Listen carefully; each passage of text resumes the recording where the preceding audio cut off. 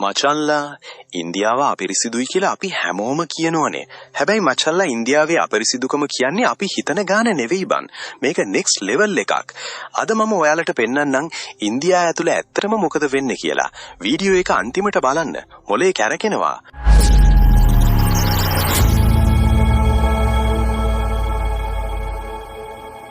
මුලින්ම බලමු මචන්ලා අපි අයි ඉන්දියාව අපිරිසිදුයි කියන්නේ.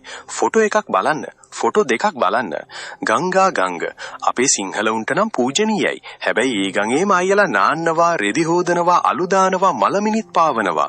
ඊට පස්සේ මුම්බායි දිල්ලි වල පාරවල්, කුණු කන්දවල්, ප්ලාස්ටික්, එතනම බූරුත් කනවා, එතනම බල්ලොත් නිදා ගන්නවා. අපේ කොළඹ වගේ නෙවෙයි මචන්, මේක 10 ගුණයක්. හැබැයි මචන් ප්‍රශ්නේ තියෙන්නේ මේක නෙවෙයි. ප්‍රශ්නේ තියෙන්නේ ඇයි කියන එක.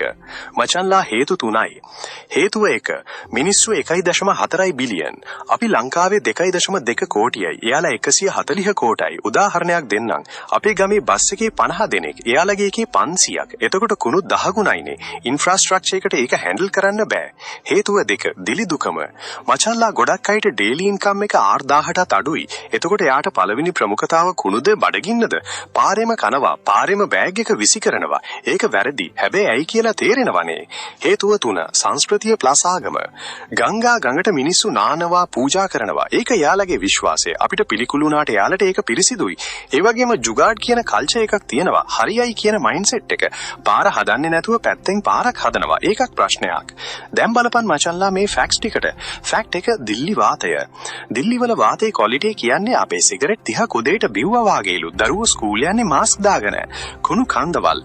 මුම්බායි වල ඩෙවනාර් කියලා කුණු කන්දක් තියෙනවා. උස මහල් 18ක ගොඩනැගිල්ලක් තරම් උසයි. ඒක ගිනි ගන්නවා මාසෙට 2 පාරක්. වැසිකිලි ප්‍රශ්නය 2014ට කලින් 50කට වැඩි පිරිසකට ගෙදර වැසිකිලි තිබ්බේ නෑ. මෝදි ආණ්ඩුව ස්වච්ඡ ಭಾರತ್ කියලා මිලියන් ගාණක් ටොයිලට් හැදුවා. එතකොට ටිකක් හොඳ වුණා. හැබැයි තාම පාරවල් වල ප්‍රශ්නය තියෙනවා. හැබැයි මචන්ලා හැමතැනම නරක නෙවෙයි. සිකිම් චන්දිවර්ගේ නගර සුපිරි පිරිසිදුයි. කෙරළ වල ගමක් පිරිසිදුයි. ඒ වගේම එයාලා දැන් ස්වච්ඡ ಭಾರತ್ මිෂන් එකෙන් මාර විදියට වැඩ කරනවා. ප්‍රශ්නේ තියෙන්නේ ස්කේල් එක. රට ලොකු වැඩි. ඉතින් මචන්ලා ඉන්දියා අපිරිසිදුයි කියන එක බොරුවක් නෙවෙයි. හැබැයි ඒක පිටිපස්සේ හේතු ගොඩක් තියෙනවා. මිනිස්සු දිලිදුකම, සංස්කෘතිය. ඔයා මොකද හිතන්නේ? ඉන්දියා වෙනස් වෙයිද? කමෙන්ට් එකේ හරි කියලා දාපන්. ඔයා හිතන්නේ වෙනස් වෙයි නම් නෑ කියලා දාපන්. බෑ කියලා හිතනවා නම්. වීඩියෝ එක වැදගත් නම් ලයික් එකක් ප්ලස් ෂෙයා එකක් දාපන් යාළුවෙකුට බලන්න. channel එක අලුත් නම් subscribe කරපන්. මම ඉන්නේ නොදුතු ලෝකේ. ඊළඟ වීඩියෝ එකෙන් හම්බෙමු. බයි මචන්ලා.